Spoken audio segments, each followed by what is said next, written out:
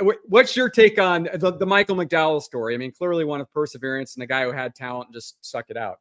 Well, I think, look, so Martin Truex is Martin Truex is better today than he was 10 years ago. Mm-hmm. Michael McDowell is winning races when I would bear, a lot of people didn't think he could because the equipment he wasn't, the equipment he was in wasn't great. You start looking at how people's careers go up and down, and we take these snapshot views of, well, this guy is good or this guy is great or this guy is average. And it's these little snapshots. We don't really get to judge until the career is over. And that's where, that's where I give Front Row a lot of credit, is that they looked at Michael McDowell and they said, I like that guy. Like, that guy can get it done. And they've stuck with him while they built this program. And they could see anybody can watch a basketball game and say, LeBron James is really good. If I could have him on my team, I would be better. Anyone can do that. The very best at judging talent are able to look at people when they aren't at their best and see the capability of a person.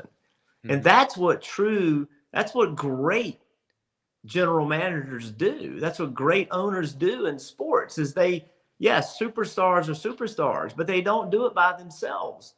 And so you have to have the people that fit in a program, and the people that can identify and say, hey, yeah, I know he's not the biggest name out there, and we don't have this long history of him winning MVPs, but he's really good, and he's good at these things. So he fits in our system because of this, or he doesn't fit in our system because of this. Those are the best. And it's just that simple. And if you said to me today, hey, are you going to build a team? Who are you going to get? Right? It's easy. I got a list right here in front of me. It's easy. I'd go down the list and I'd say, well, he's really good. He's really good. He's really good. But these guys that haven't won a lot, am I smart enough to pick them? Yeah. Am I smart enough to say that guy there's got talent that we haven't seen yet? And on top of that, am I willing to have the patience to see it through? And so it's difficult to judge talent.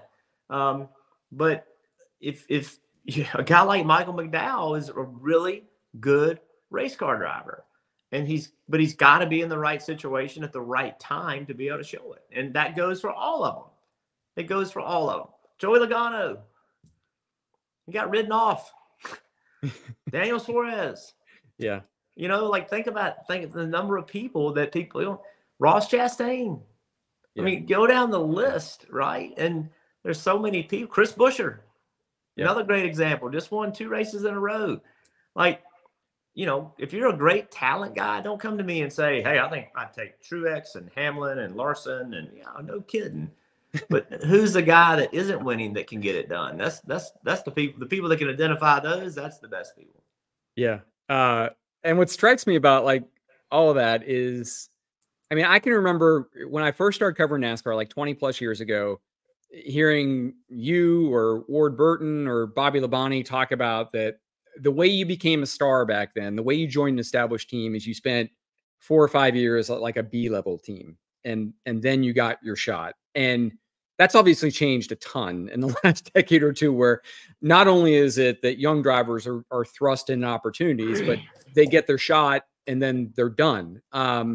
McDowell strikes me as kind of being the antithesis of that in multiple ways. I mean, he got a shot, but then he hung in there and he stuck around and made it to where he's now won at 2 of the biggest racetracks in the world in the last 2.5 years. I mean, what kind of perseverance, I guess, is what I'm asking. Does it take for a guy like that, for him just to stick around through 4 years of starting parks and so many years of just running 25th or worse?